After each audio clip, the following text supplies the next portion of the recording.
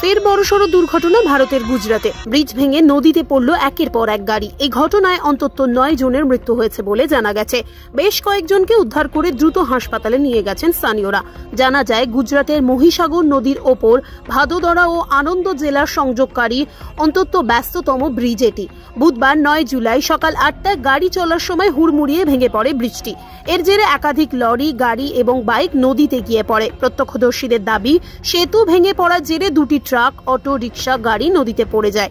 একটি ট্রাক ব্রিজের মুখে আটকে যায়। খবর পেয়ে দ্রুত ঘটনাস্থলে যায় পুলিশ, দমকল বাহিনী ও ডুবুরি দল। বেশ কয়েকজনকে উদ্ধার করা হলেও 9 জনের মৃত্যু হয়েছে বলে জানা গেছে।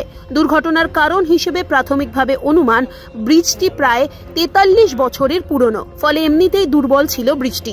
তার ওপর গত কয়েকদিন ধরে ভারী বৃষ্টি ও নদীর জলস্তর বেড়ে যাওয়ায় এই দুর্ঘটনা হয়েছে বলে মনে করা হচ্ছে। যদিও প্রশ্ন উঠছে, ব্রিজটি এত পুরনো হওয়া সত্ত্বেও কেন সেটির পরিদর্শন ও মেরামত করা হয়নি।